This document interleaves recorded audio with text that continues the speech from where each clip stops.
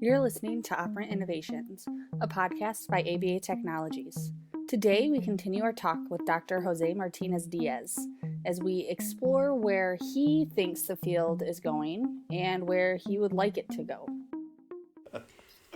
That's quite a bit that you accomplished in that 19-year time period, and just that, again, the persistence of up against people firing you and finding your people and the people that had that behavioral perspective to be able to really make a difference and get your inroads there. So that's really fantastic to hear that and sort of that evolution.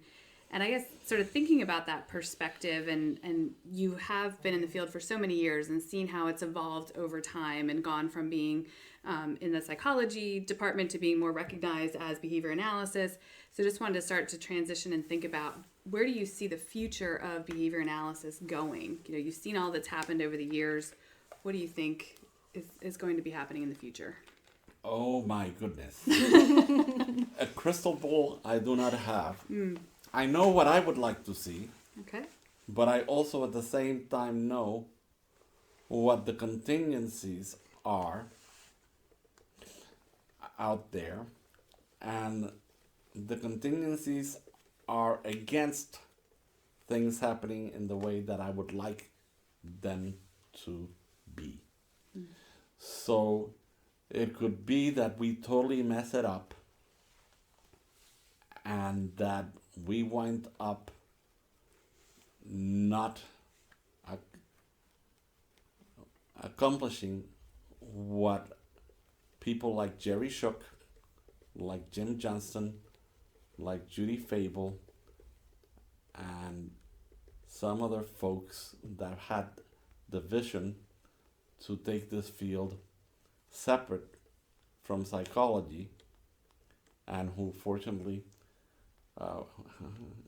had me as one of their...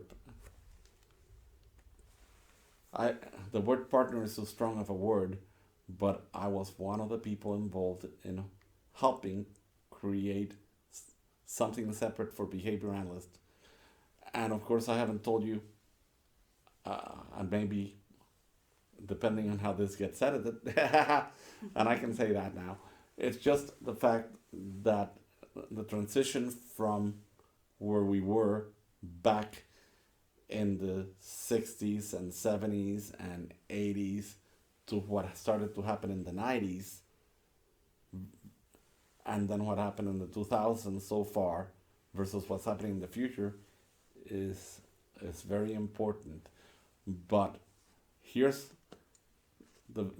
a vision, and what certain people like myself and the other people I mentioned saw is what we wanted to happen versus what is happening, which is very different than what we hope would happen.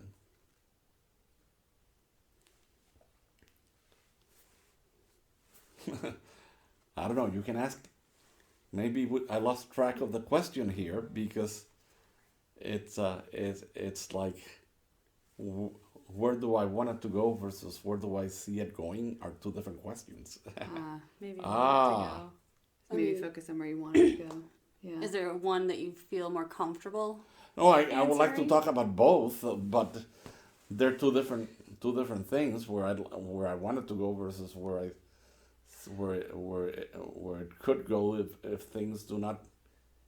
Maybe we back up and fixed. do that. So maybe we start with sort of the vision for what you'd like to see, and then we've got another question about what keeps you up at night or concerns. Yeah. So maybe go with the vision. Yeah, what would you like to see? Yeah. Yeah. Okay. Oh my goodness. Well, I think we'll do like 3 more questions given our timing. Let's start. Okay. So just picking up kind of where we were. So we just talked about your history and sort of how you came to behavior analysis and your educational background. So next, just wanted to think about, what would you like to see for the field of behavior analysis going into the future? Where would you like to see it go? What would you like to see for it? Well, that's a big one because I've had a vision for decades about this, and essentially I was lucky enough to find other people who had similar visions people like Jerry Shook, people like Jim Johnston, also Judy Fable, and so forth, and and and and we all wanted first of all to protect people from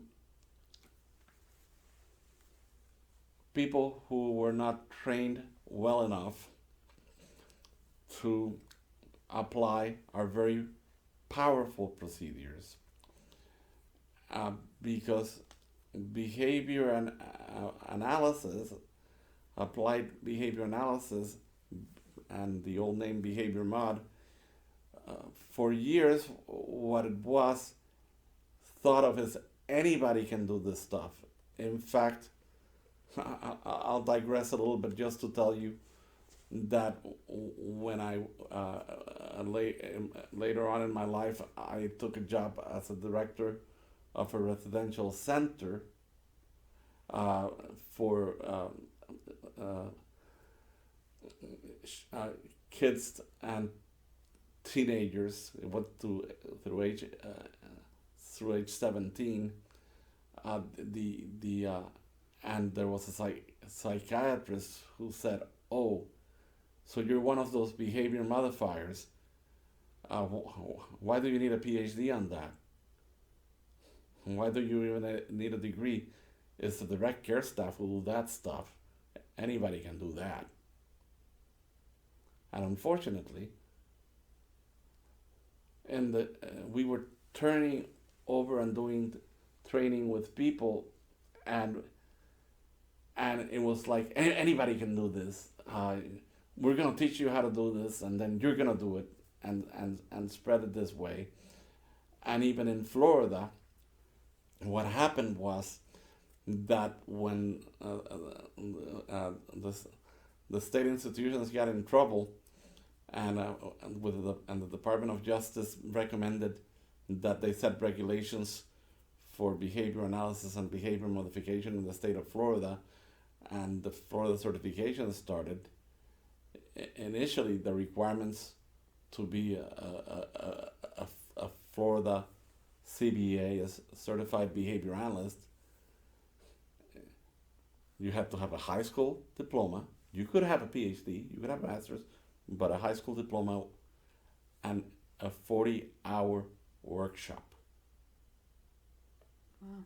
And no supervised experience requirement. And then the state of Florida had to have certain people who were certified behavior analysts overseeing programs. And even though there was also a district behavior analyst who was supposed to be somebody who really knew what they were doing, I was one of those at a point in time. And then a peer review committee that also oversaw things. We couldn't oversee everything. And the stuff that was happening by Florida CBAs that were poorly trained was awful. But then at the same time, people who were licensed professionals, even licensed psychologists, thought that this behavior mod stuff, they all knew it because it was the easy stuff. And they also were messing people up. So in California, I had this experience that's what led me to do something different. When I was working at Camarillo, two of the individuals that I had worked with, I went into group homes in the community, and they both died, and I found out how they died, and they died because a licensed psychologist who didn't know behavior analysis wrote behavior plans for them that reinforced all the problem behavior we had worked so hard to replace with alternative behavior. We had taught them communication skills, we had taught them a lot of skills, and instead they reversed the contingencies. They did a reversal of the contingencies. Total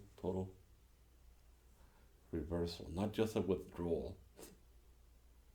If they had withdrawn treatment, that would have been better, but they reversed it. And all the problems behavior came back, and then one died while being placed in prone containment. They crushed his chest, and the other one died in a locked timeout room of a seizure because he wasn't monitored. And the two deaths happened shortly, and I was sent in to the state to the group homes. The state took them over, and temporarily, and I was working for the state, so I got sent in to fix the mess, and I cried, not only for the death of those two individuals, but to see what was happening with the other individuals who lived there, who I had worked with, and who now had not only lost the skills that they had gained while working with us, but all their problems behavior had come back, and they were totally out of control, and it was a mess. And there were 6 group homes with 6 beds apiece, 36 individuals whose lives were totally ruined while 2 of them died. And I knew we had to do something different. So when I came to Florida and I saw the certification stuff, I thought it was the answer. And then I found out what a sham it was. And that's when I partnered with Jerry Shook and Michael Hemingway, and then Jim Johnston, and later on Judy Fable and so forth. And the vision that we had, back to the vision, was that we would set up standards for certification that made sure that people were well trained, and that there would be a system for ensuring that people were disciplined if they were doing things wrong. But unfortunately, we knew that we had to start the bar low and gradually increase it. I can spend a lot of time talking about that, but the questions about the vision for the future, but it's important to mention that in any profession, if you start out with the bar where it's so high that nobody can meet it, because, for example, in other countries now, you have to have alternative pathways for them to reach certification, because they don't have enough university programs or any in behavior analysis. They don't have any board certified behavior analysts, or they might have 1 or 2 for the whole huge country. So you can't have the same standards. But but our vision was that eventually people would have to get a master's in behavior analysis. And in programs that had the quality of the ones we know about are really good, accredited programs eventually, like Western Michigan, like West Virginia, like Kansas, like Southern Illinois, like University of Nevada at Reno, and I can mention quite a few more. That's not the only ones. I'm just mentioning them because those have been around for a long time. Kansas, I think I said too, they've been around for a long time, and Florida Tech, of course, but Florida Tech is newer.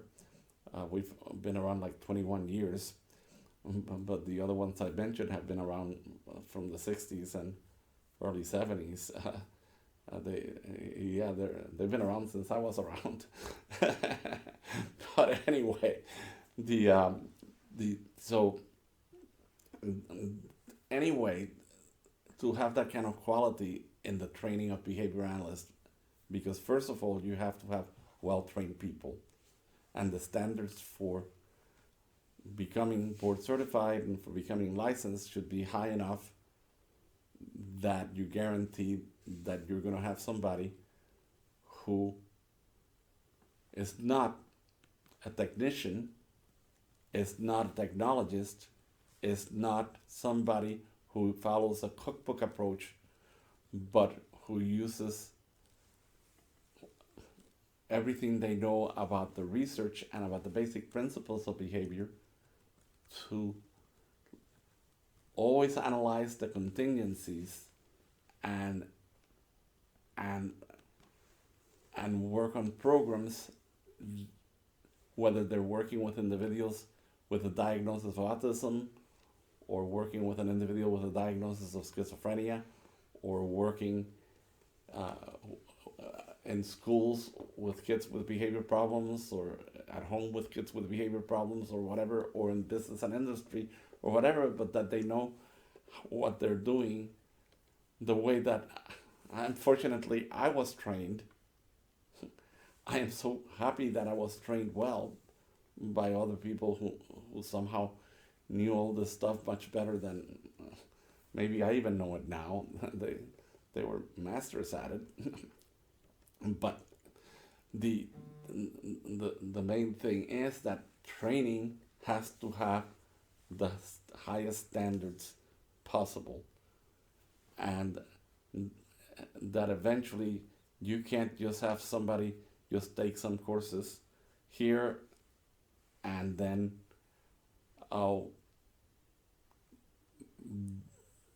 do their practicum or whatever, or their supervised experience anywhere. But like, for example, in clinical psychology, in order to become a license, of course there were exceptions because you could have an alternate pathway too, but we had to go to for 1 year, full-time, 40 hours a week for a whole 12 months to go to an APA accredited internship. The American Psychological Association actually accredited internships. Well, we haven't gotten there yet in behavior analysis. Each university either approves their own practicum sites themselves. They're not an external body, so remember, there's always contingencies in operation so that things don't always go well. I know it fully well. I've been around the block. And then people do their supervised experience outside of a university setting, and they do it at their workplace, and it's more like a job, and then they get supervised. And there's something to that too. I worked at a lot of places, and I learned a lot of places that I worked, but the fact that I went through a formalized internship in which I was there, I couldn't get paid. Oh, and I had to do 2,000 hours of university approved practicum first. I had to do 2,000 hours, and then I had to do 1,000 hour APA approved internship, and then I had to do a 2,000 hour postdoc training to become licensed. And people complain about 1,500 hours. And they want it to be their place of work, and they want to get paid. And of course, people have to get paid. It's the realities of the world. I was lucky enough that at the time, there were training grants by the National Institute of Mental Health. And so what I got was grants from the National Institute of Mental Health that made it possible for me to do an internship. So UCLA had grant money from NIMH, and the grant allowed me to have living expenses. Then I was at a state hospital. They gave me a dorm room. I got to stay in a dorm while I was doing my internship, you know? I got fed. I got 3 square meals a day at the hospital, you know? It wasn't good food, it wasn't good housing, but I didn't have to have a job. I was there to learn.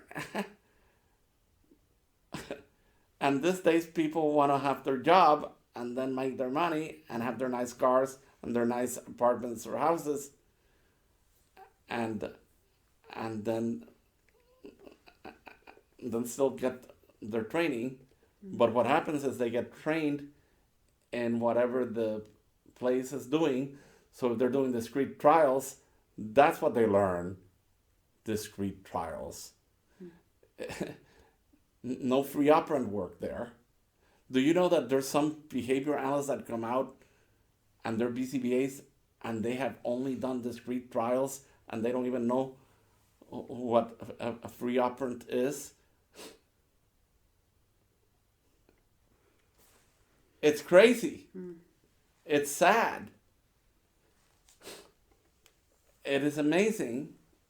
But in my internship and in my practica, I had to do rotations to learn different skills, and there was a curriculum of all the skills that I had to learn. So I learned discrete trials. Hey, I learned it from people who had learned it from Lobas. Lobas came around and saw what we were doing. He only came every 3 months, but he still came around, and the people there had been trained directly by him at UCLA. My boss had been. Listen, it's like but then I learned other procedures. Behavioral skills training, before it was called behavioral skills training, I learned that's what they used at the clinical research unit for the study of schizophrenia to train the skills for the schizophrenics. Shaping, how to shape behavior, and that's a free operant procedure. That's not discrete trials. How many people don't know how to shape behavior? It is sad. So people need to learn the skills, but more than that, they need to learn to always look at the contingencies. And some people don't even know what a contingency is. They don't know the difference between a functional relation and a contingency, because I've asked in interviews, I've interviewed people, and I asked them that question: what's the difference between a contingency and a functional relation? And they don't know. And how can a BCBA not know that? So this stuff is really a science and a technology that's based on that science, and people sometimes are just learning techniques.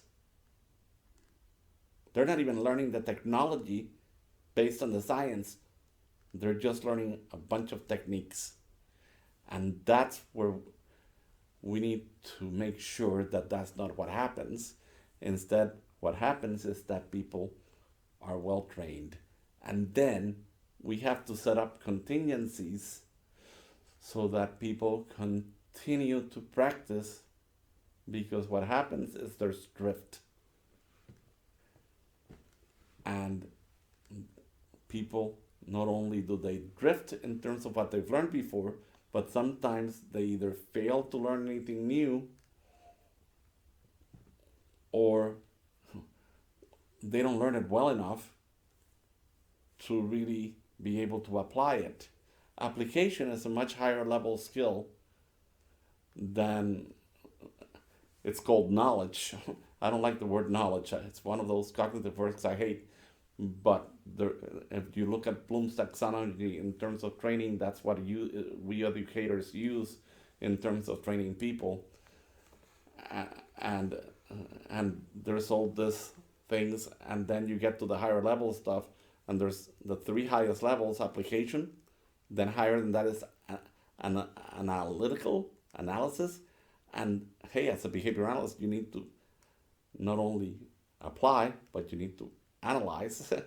And then synthesis. And synthesis is to synthesize all that you know from the different things, so that then you can produce something in which you make things from different things that you have learned together to come up with something new and be innovative and be able to try things that still make sense, but they are innovations. Try new things, but then evaluate them carefully. But anyway, so I'm digressing a little bit here, but it's what we need is to have people that are well trained enough for all this. And we do need a lot more PhDs, but we also need most people in the field, master's level people, to be well trained, and you can be well trained at the master's level if you go to one of the excellent programs out there, uh, and but then you really focus on that, and it's not something you just do on the side. The rest of your life is the main thing, and this is just something you do on the side. It's like total immersion. Is what we would like, but unfortunately, the contingencies out there and the reality is that it's very difficult. Part of it is that education is not supported to the sense that it is, and people have to work, and people can't afford school, and people get into financial debt. And I was fortunate enough to have NIMH grants to support all this stuff. Plus, I didn't mind being poor for a lot of years because I was used to being poor.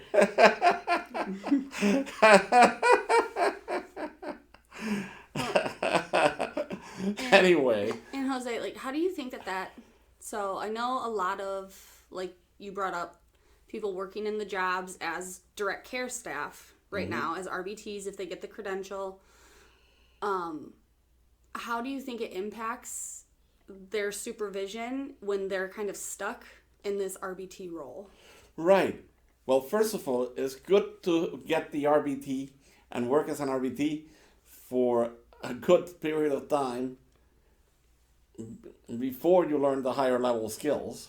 But once you are being trained to be a behavior analyst and you're getting supervised to be a BCABA and even more so a BCBA, then what happens is that agencies have it, the contingencies are that they can only bill for these people if they are RBTs doing RBT work. They can't bill for doing behavior analysis work, and the people want to get paid, and the company says, well, we can't pay you unless you do what we need you to do, which is do billable hours. So the contingencies are such for both the agency and the person who's trying to get trained. Sorry, that's the X-Files or something, or maybe. What was A that? spaceship has just landed. That's right. Yep, that's that warning. No, that was. That a meeting's coming up in 15 You got 15 minutes. minutes, yeah. That's what it is. That's great. funny. They're That's funny. contacting you from the future. Yeah, they're contacting me that I have a meeting in 15 minutes. Yes, So I have those alarm things because Yeah. if not, I don't get to my meetings. we're watching it, don't worry. Yeah, well, but- when you're not here, Yeah, then I that's don't very watch true. it, and then I hear my science. Ooh, the spaceship's landed. At least I put a nice sound on it. Yes. So I think I'm hearing you say that the contingencies of how the system is set up right now might be affecting the quality BCBAs that we're getting. Definitely so. So what ideally would happen is that somehow the emphasis on billable hours needs to be shifted, and the way that it might work is that if the agency is making enough money out of the people, they need to just pay them for those hours, and it all depends. In some states, they might be billing $50 an hour for an RBT. I'm not as familiar with the rates of pay now, but I think I read something that it varies from like 30 to 50 or something. But how much are they paying those people an hour? Oh, they really want me to go. If you need time to prep. to Yeah, well, really maybe, pick up this question. maybe what we can do, because we need Yeah. to restart this again, because Yeah. it got messed up. But I think we have something Yeah. usable for today. You heard it straight from his mouth. We will be hearing from Dr. Jose Martinez-Diaz even more. But that doesn't mean we don't have other thought leaders for you. In the upcoming months, we will be talking with Dr. Tom Freeman, Dr. Henry Rohn, Dr. Kyle Miguel, and even more. And as always, if you have any feedback or suggestions, please contact us at operantinnovations@abatechnologies.com.